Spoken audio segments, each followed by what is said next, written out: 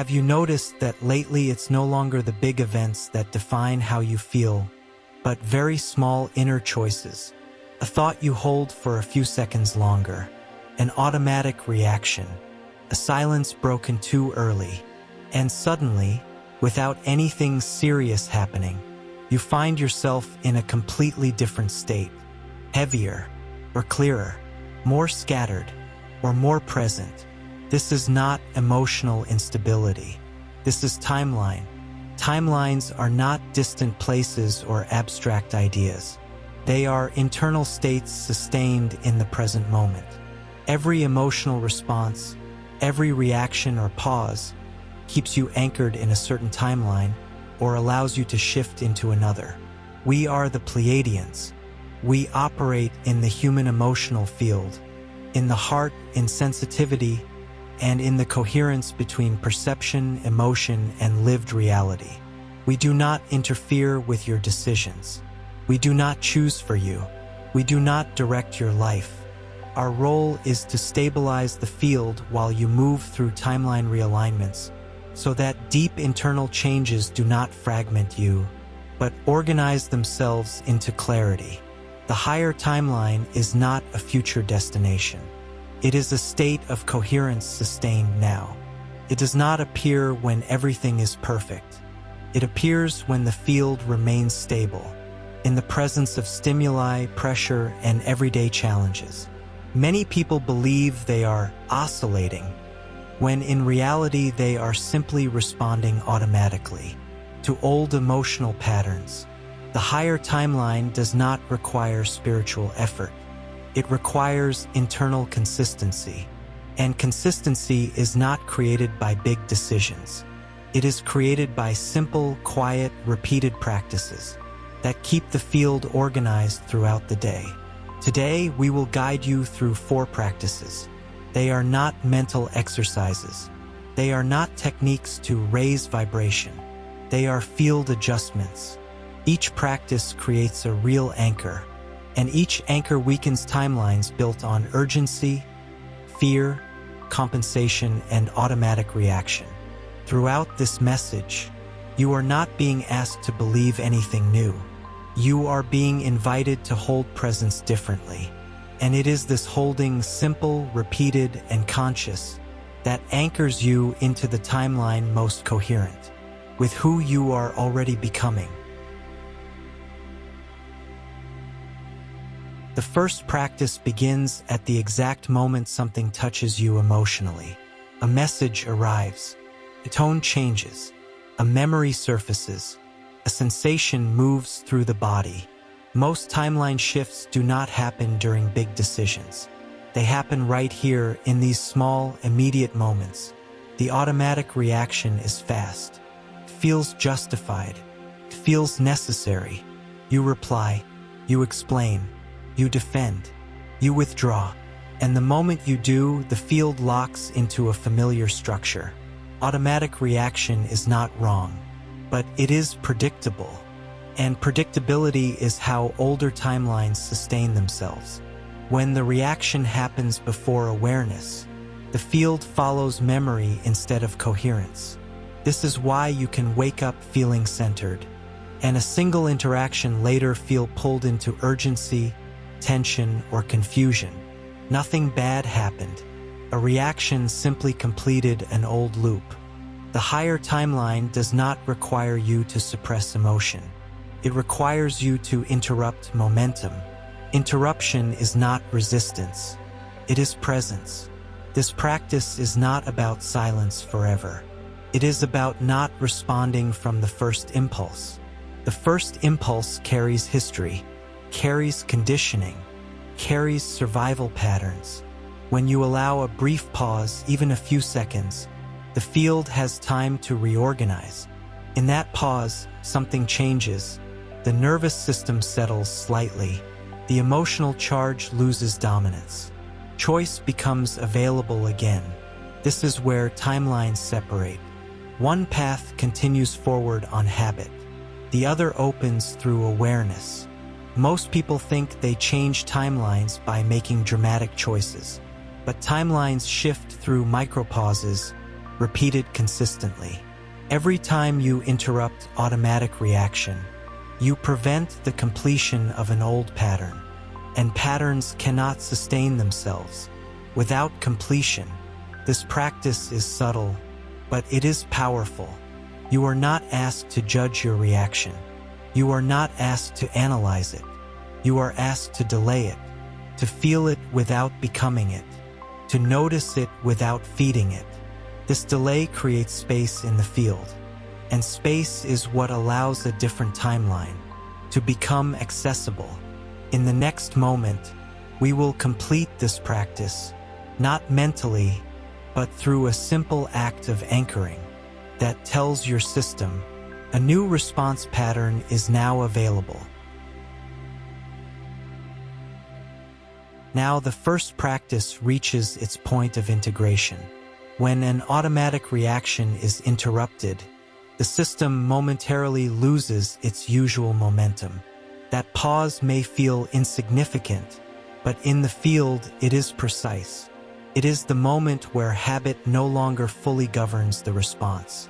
Without anchoring, the system naturally returns to what it already knows, not because awareness was weak, but because structure follows familiarity. Anchoring gives that pause direction, tells the field what now leads and what now follows. This is not achieved through effort or control, but through registration. When something is registered, it becomes reference. That is why this practice does not end with a thought, but with an act. Before anything is written, notice what is present. Notice the impulse to react quickly. Notice the pull to explain, justify, or move on. Notice the subtle pressure to resolve the moment immediately. Do not resist these impulses. Do not analyze them. Simply allow them to be seen. When they are seen, they no longer occupy the center. This creates a natural shift in internal order. Presence moves forward. Reaction steps back. Now the practice completes itself. Write in the comments, "I choose presence before reacting." This act establishes sequence in the field. Awareness first, response second. Nothing else is required. There is no need to evaluate the effect. There is no need to look for sensation or confirmation. What matters is that the field has received a clear and unambiguous signal. From this point, reaction is no longer automatic. And once automatic reaction loses authority, perception begins to reorganize on its own. The field holds the change. The order has been set. Once reaction no longer occupies the first position, something else naturally moves forward. Perception. Most people believe perception is mental. It is not. Perception begins in the body, long before the mind forms an explanation. A subtle tightening in the chest, a shortening of the breath, a quiet sense of contraction or expansion. These signals appear before thought, before justification, before narrative. The body is not emotional in the way the mind is. It is accurate. It responds to coherence and incoherence immediately. When you ignore these signals, you do not lose intuition. You override it. And when intuition is overridden repeatedly, the system stays anchored in timelines that no longer match who you are becoming. This is why many people feel off without knowing why. The information arrived. It simply wasn't honored. The second practice begins with a shift in authority. Instead of asking the mind what to do, you begin by noticing what the body already knows. This does not require interpretation. It requires attention without correction. When the body tightens, that is information. When the breath becomes shallow, that is information. When there is a sense of quiet expansion, that is also information. The practice is not to act immediately on these signals. It is to stop overriding them. Many timelines persist because the body signals misalignment, and the mind continues anyway, out of habit, out of loyalty, out of fear of disruption. But the higher timeline does not demand explanation. It responds to coherence. When the body senses contraction, and you do not push past it, the field begins to reorganize. This does not create drama, it creates alignment. You may notice that certain situations lose their pull. Certain conversations feel unnecessary. Certain paths no longer require evaluation. Not because you decided against them, but because the body withdrew its agreement. This is not avoidance. It is precision. The second practice is about restoring the body's role as an early indicator of timeline alignment, not as something to obey blindly, but as something to listen to without argument. When reaction steps back, and perception is allowed to speak first, the field gains clarity without force.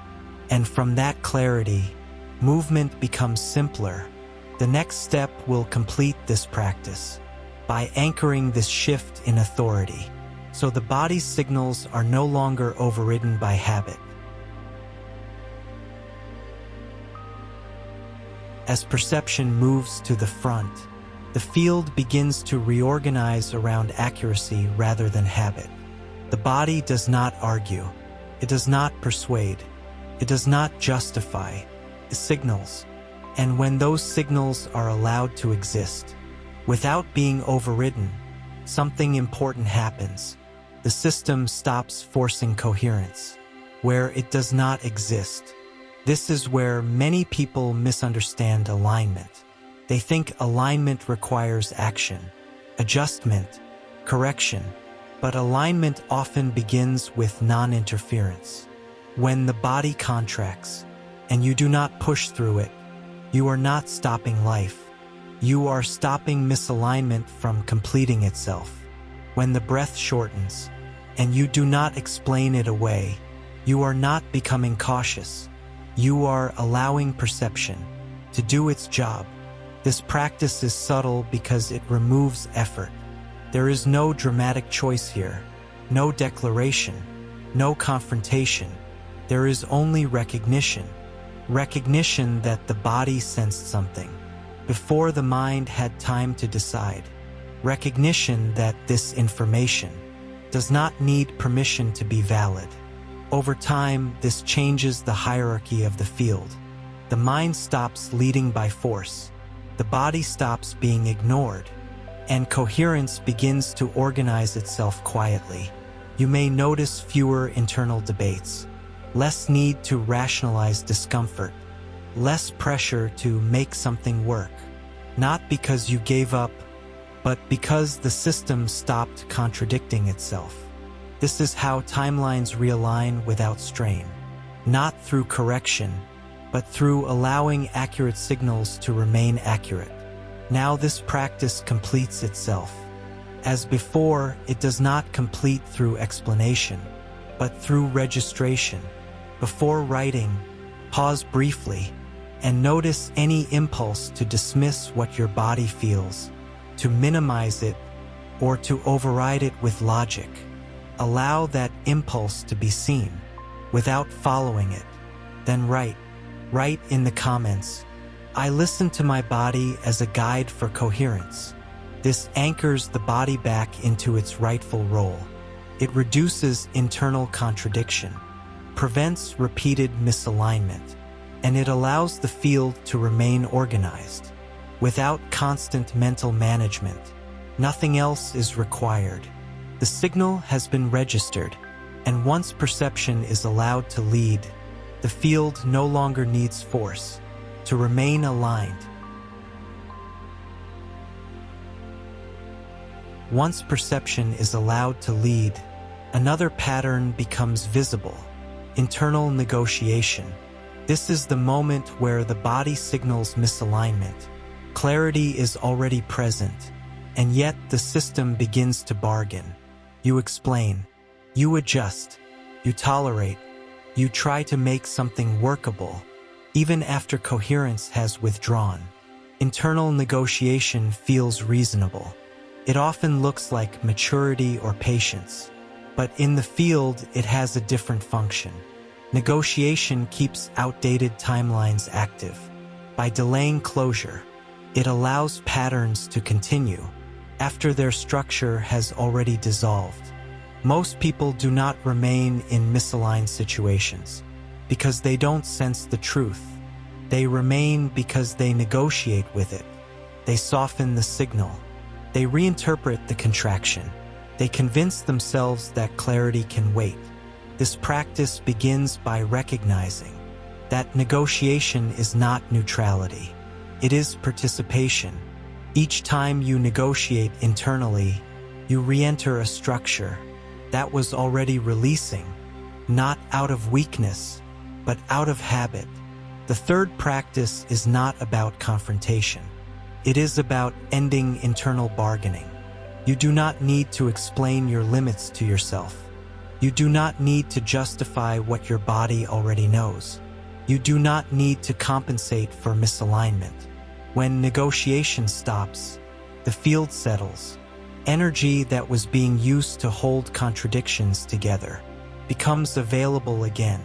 This is why stopping negotiation often feels relieving.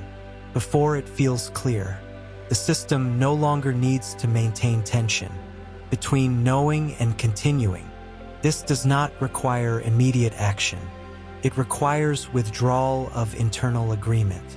Agreement is what sustains timelines. When agreement is removed, structures lose continuity on their own. You may notice that situations feel quieter, less charged, less demanding, not because they were resolved, but because the field stopped feeding them. This is a precise moment in timeline realignment. Not dramatic, not forceful, but definitive. The next movement will complete this practice by registering the end of negotiation, so old patterns no longer reopen through habit. When internal negotiation ends, something very specific settles in the field.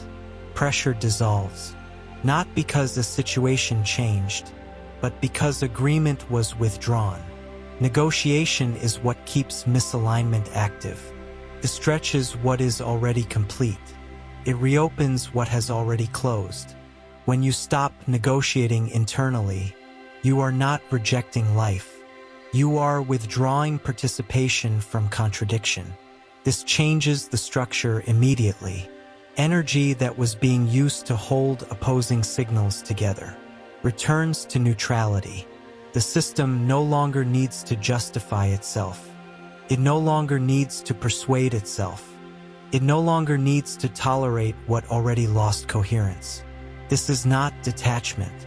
It is precision. Precision does not argue. It recognizes. You may notice that after negotiation ends, clarity feels quieter than expected. There is no rush to act, no urgency to explain, no impulse to resolve everything at once. That quiet is not indecision. It is alignment no longer being delayed. Many timelines persist simply because negotiation keeps reopening them.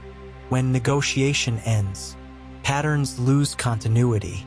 They may still exist externally for a time, but internally they no longer have leverage. This is how alignment becomes stable.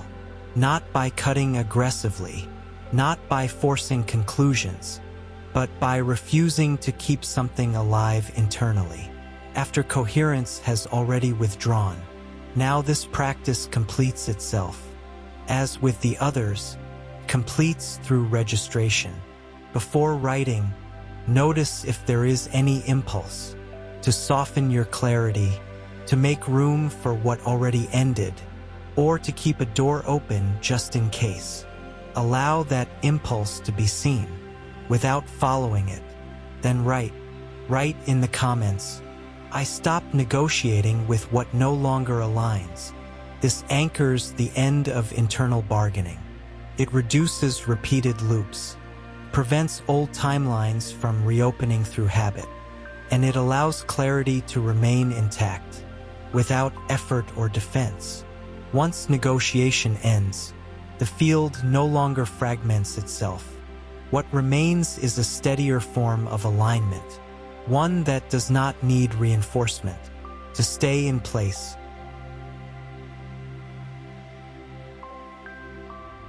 When reaction no longer leads, when the body's signals are honored, and when internal negotiation has ended, the field naturally shifts into a different state. Silence. Not the silence of avoidance, not the silence of withdrawal, but silence as structural stability. Silence appears when nothing inside is pushing forward, and nothing is pulling backward. Most people are uncomfortable with silence because they associate it with loss of control. They believe that if nothing is said, something important might be lost. But in the field, the opposite is true. Silence is what allows coherence to finish organizing itself. Many timelines do not persist because they are strong. They persist because they are constantly reactivated. A message sent too quickly, an explanation offered unnecessarily, a clarification added out of habit. Each of these reintroduces motion where settling was already possible. Silence interrupts this cycle, not by force, but by ending stimulation. When silence is held after clarity has arrived, the system receives a clear signal. No further input is needed. This is often where tension appears. The impulse to speak, the need to explain your position, the urge to make sure you are understood or perceived correctly. These impulses are not mistakes. They are remnants of earlier timelines, where safety depended on response. But safety no longer depends on response. When the field is coherent, silence allows the nervous system to experience stability without action. It teaches the system that alignment does not collapse when nothing is added. This is why silence feels unfamiliar at first. It removes the behaviors that once maintained connection, control, or reassurance. But what replaces those behaviors is not emptiness. It is containment. Containment allows energy to stay where it belongs, prevents dispersion, prevents re-entry into patterns that no longer match your internal order. When silence is sustained, situations begin to resolve differently. Some dissolve without confrontation. Some lose urgency. Some simply stop asking for your attention. Not because you withdrew, but because the field stopped feeding them. Silence does not distance you from life. It aligns you with it, creates a stable environment where timelines no longer compete for dominance. Nothing needs to be emphasized. Nothing needs to be reinforced. Silence becomes the condition in which the higher timeline can remain anchored without effort. This is not a technique to apply. It is a state that emerges when internal coherence is no longer interrupted. And once silence is allowed to function this way, the field no longer searches for movement where stability is already present. When silence is allowed to remain, the field settles into a different kind of order. Nothing needs to be added. Nothing needs to be clarified. Nothing needs to be managed. This is not withdrawal. It is completion. Silence becomes stable when there is no longer an internal impulse trying to correct, fix, or justify reality. At this point, alignment does not require action. It requires non-interference. Most timelines fragment again, not because clarity was lost, but because silence was broken too soon. A final message, a last explanation, an unnecessary response. Each one reopens movement where stability had already arrived. This practice is about letting coherence stand, without reinforcement. When silence holds, the field receives a clear signal. Order is established. This is where the higher timeline anchors most firmly. Not through effort, not through intention, but through absence of unnecessary motion. You may notice that when silence is sustained, life adjusts around you. Some dynamics resolve without conversation. Some pressures fall away. Some paths quietly close, not because you forced an outcome, but because the field stopped compensating. Silence allows the system to conserve energy, prevents old timelines from reactivating. Through habit or explanation, this is the final practice completing itself. As with the others, completes through registration. Before writing, notice any impulse to add something, to clarify your position, or to make sure the moment is understood. Allow that impulse to pass, without acting on it. Then write. Write in the comments, "I remain anchored in the higher timeline." This registers stability as the new reference point. It reduces unnecessary engagement, preserves coherence under pressure, and it allows alignment to remain. Without constant attention, nothing else is required. Silence holds, the field stabilizes, and the timeline no longer needs to be managed. It remains anchored because coherence is now sustained by what you no longer do.